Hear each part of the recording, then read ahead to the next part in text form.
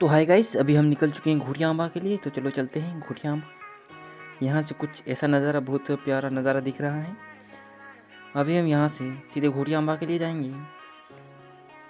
अभी हम बारीकुमा पहुँच चुके। बारीकुमा से सीधा हम घोड़िया आंबा ही जाके मिलते हैं आपसे। ये यहाँ से अब ये घोड़िया आंबा का रास्ता शुरू होता है। ये घाटा आगे आ चुका है और ये घाटा अब यहाँ पे गाड़ी बहुत तेज़ चल रही है।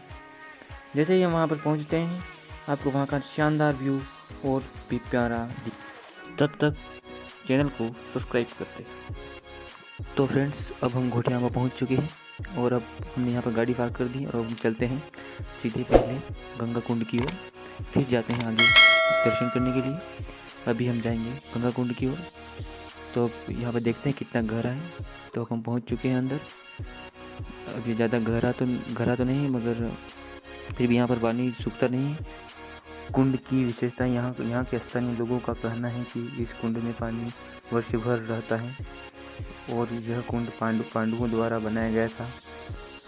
स्थानीय लोगों का कहना है कि इस कुंड में नहाने से हमारे सारे चर्म रोग दूर हो जाते हैं।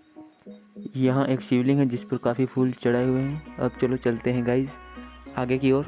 और ये आगे की ओर जाते हुए हमें एक प्यारा सा व्यू देखने को मिला है। आसमान पूरा खुला है, लगता है जन्नत जमी पर आ चुकी है। अब चलते हैं फ्रेंड्स आगे और जाके देखते हैं इस ऐतिहासिक जगह के बारे में और ज़्यादा जानकारी प्राप्त करते हैं। तो ये एक आम है जो पांडवों द्वारा लगाया गया, इसी स्थान पर लगाया गया था, मगर अभी उस जगह ये तीसरा आम लगाया गया है। तो चलते हैं अंदर गाइस। अब हम अंदर आ चुके हैं और यहाँ पर आते ही हमें शिवलिंग के दर्शन होते हैं। और इस शिवलिंग की स्थापना पांडवों द्वारा की गई थी। और यहाँ पर नरसिंह भगवान, विष्णु भगवान और नंदी जी की मूर्तियाँ बनी हुई हैं। और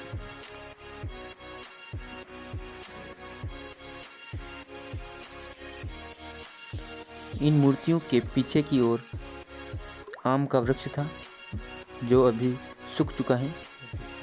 और यहाँ पर अभी तीसरा आम लग चुका है जो ये पीछे की साइड दिख रहा है। यह हवन कुंड है और यहाँ पर भक्तों और श्रद्धालुओं द्वारा हवन किया जाता है। अब चलो चलते हैं आगे। अब चलो चलते हैं यहाँ के घोड़िया आंबा के मूल मुख्य मंदिर की ओर, जो यहाँ के घोटेश्वर महादेव के नाम से जाना जाता है। तो चलिए चलते हैं।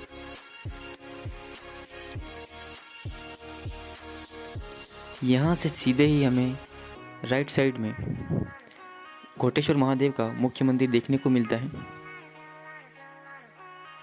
ये घोटेश्वर महादेव का मंदिर है और चलो अंदर चल के देखते हैं अंदर और क्या क्या नज़ारा देखने को मिलता है। तो चलिए दोस्तों अंदर की ओर चलते हैं।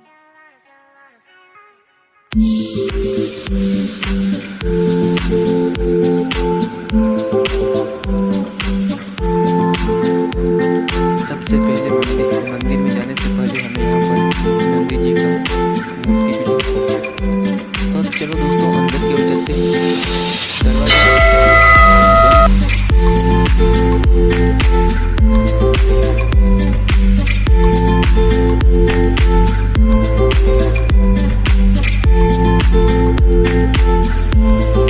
यहाँ पर हमें बहुत प्यारी सी नंदी जी की मूर्ति मिली और यहाँ पर अंदर दरवाजा बंद है। खोलते हैं और अंदर की ओर चलते हैं।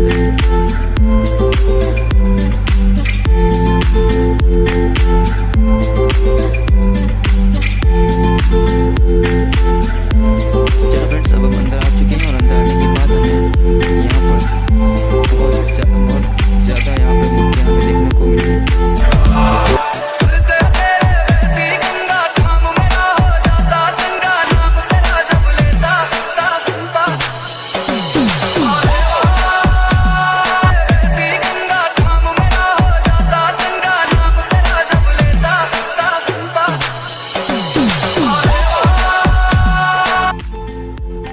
तो यहाँ पर पांडवों की मूर्तियाँ लगी हुई हैं। द्रौपदी, सहदेव, नकुल, अर्जुन, भीम, धर्मराज, कुंती माता और विष्णु जी की मूर्तियाँ लगी हुई हैं। और भी काफ़ी देवी देवताओं और गणेश जी की मूर्तियाँ यहाँ पर लगी हुई हैं। अब चलो चलते हैं बाहर की ओर। चलो बाहर चलते हैं और बाहर जाने के बाद यहाँ का कुछ ये नज़ारा हमें देखने को मिलता है। और यहाँ पर ये संतों को बैठने के लिए बनाया गया है, जो यहाँ पर संत लोग अमावस्या के दिन यहाँ पर हवन करते हैं।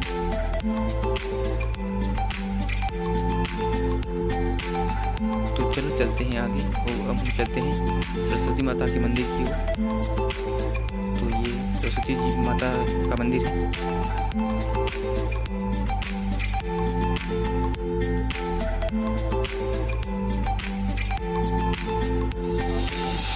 और इसके साथ में ही अम्बा माँ का मंदिर है। तो ये अम्बे माँ का मंदिर है। और अब हम अम्बे माँ के मंदिर के बाहर की ओर आ चुके हैं। और बाहर आने के बाद हमें बजरंगबली का मंदिर देखने को मिलता है। ये काफ़ी अट्रैक्टिव है। और चलो आगे की ओर और बाहर का व्यू जाके देखते हैं।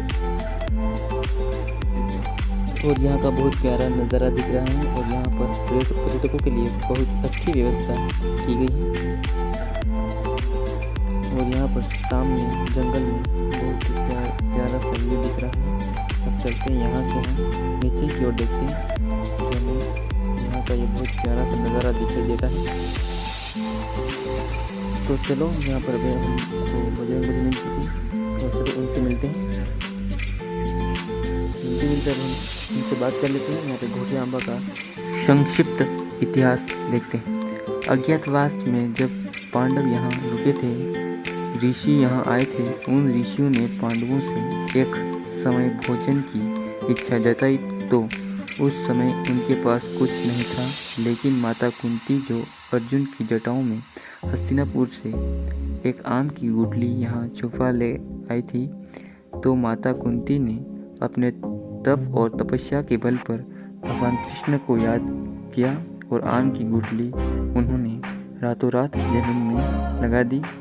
और सुबह तक आम की गुठली से आम का वृक्ष बना और उन्हीं वृक्ष पर रातों रात आम भी लगे। और उन्हीं आम के फल का रस यानी आम रस बनाकर उन ऋषियों को चावल आम रस का भोजन केलों के पत्तों पर करवाया।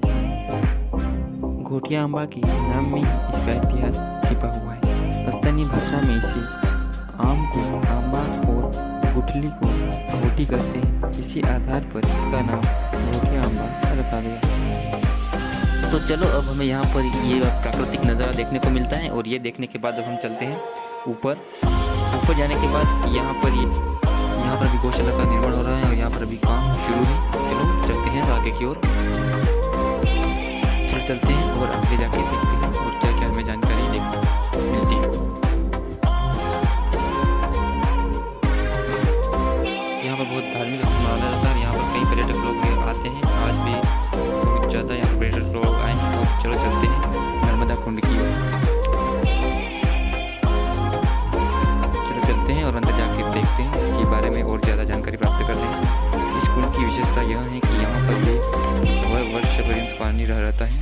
और यहाँ पे गौमुख से पानी शिवलिंग के ऊपर पूरे वर्ष भर गिरता रहता है। अब चलो चलते हैं और एक टेंपल में और देखते हैं वहाँ पर किन की मूर्ति लगी हुई है। चलो चलते हैं। और यहाँ पर भी आ चुके हैं और यहाँ पर भी दरवाज़ा बंद है।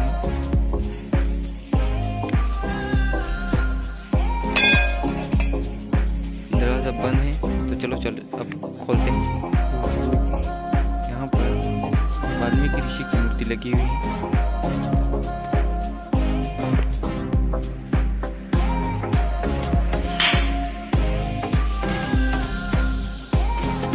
यहाँ पर वाल्मीकि ऋषि की मूर्ति है और यहाँ पर वाल्मीकि ऋषि ने बहुत तपस्या भी की थी। यहाँ के स्थानीय लोगों का कहना है। तो यहाँ पर वाल्मीकि भवन कुंड है। अब चलो चलते हैं आगे की ओर, देखते हैं आगे क्या नज़ारा देखने को मिलता है। आगे की ओर अब सारे टेम्पल हमने कंप्लीट कर लिए हैं और ऊपर चलने के बाद हमें यहाँ पर मिनी पार्लियामेंट जैसा कुछ देखने को मिलता है। और यहाँ